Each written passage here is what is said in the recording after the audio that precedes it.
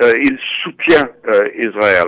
Si vous avez entendu les politiques de Biden que l'aide à Israël ne doit pas être contingente des politiques de Netanyahou, c'est peut-être grâce à lui.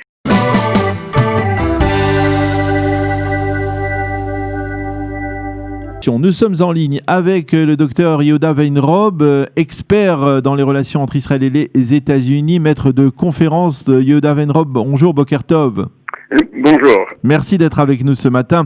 Alors, comme je le disais en vous présentant, nous allons parler ensemble de la personnalité du futur secrétaire d'État américain, Tony Blinken, dont la nomination n'a pas été confirmée à 100%, mais qui devrait être le prochain secrétaire d'État américain dans l'administration Biden. Alors, on dit déjà qu'il est assez favorable à l'État d'Israël. Est-ce que vous pouvez nous en dire plus sur sa personnalité ?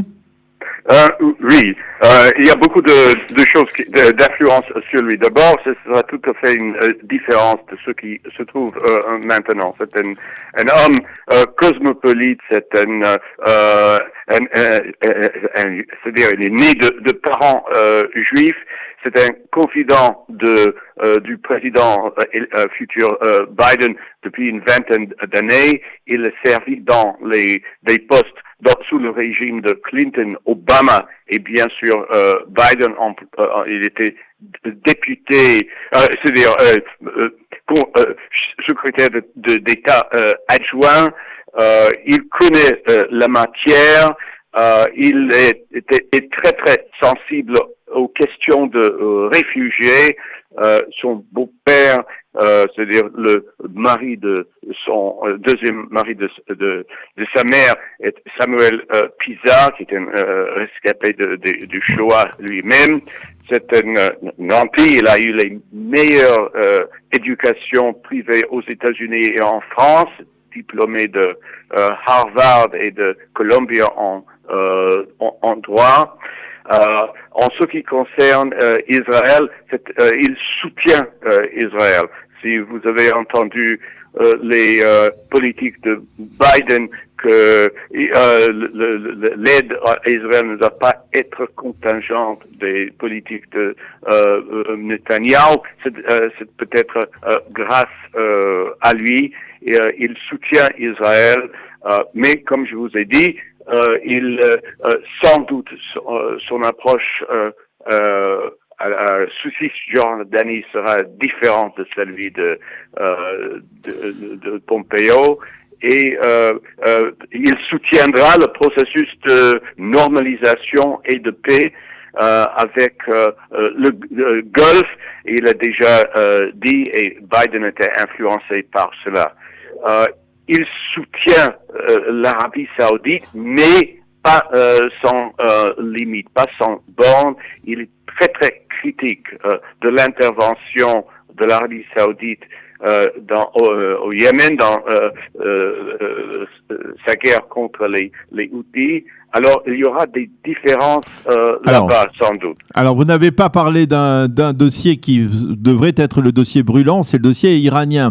Quelle est sa position ? Parce que, vous l'avez dit, il était donc déjà le proche conseiller de Joe Biden dans l'administration Obama.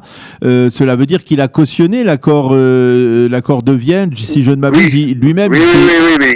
Il était derrière les coulisses, il a conseillé, informé l'accord nucléaire iranien.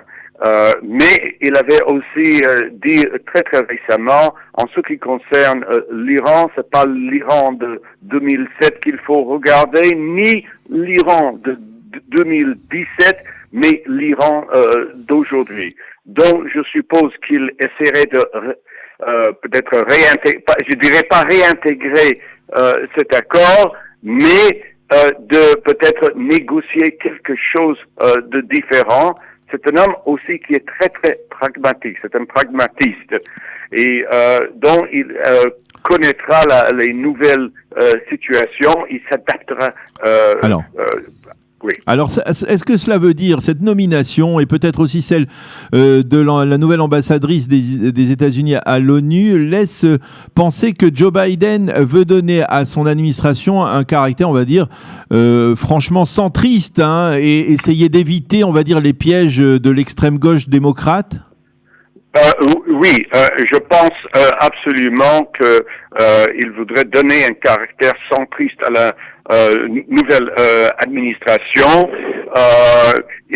D'ailleurs, c'est très intéressant que même le conseil de Bernie Sanders a accueilli la nomination de Blinken. En fait, Blinken, derrière les coulisses, il a eu d'ailleurs le dossier de négocier entre Biden et l'aile gauche, qui est d'ailleurs très très puissante.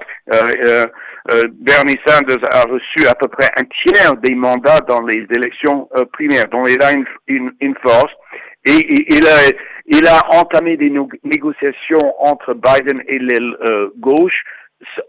Sans doute en ce qui concerne le climat, d'ailleurs, il sera accueilli avec plaisir par l'aile gauche. Je pense aussi en ce qui concerne l'Arabie saoudite, ils vont accepter ce qu'il avait dit, mais ça reste à savoir quel sera le jeu entre ces deux camps. Mais je suis sûr que cela voudrait dire, cette nomination, que Biden voudrait avoir une position plus centriste. Eh bien, Yehuda Weinrop, docteur Yehuda Weinrop, merci beaucoup pour toutes ces précisions donc sur le portrait que vous venez de nous brosser de Tony Blinken, qui est probablement le prochain secrétaire d'État américain dans l'administration de Joe Biden. Merci d'avoir été avec nous ce matin sur Studio Qualité. Bonne journée. C'était un plaisir. Merci, voilà.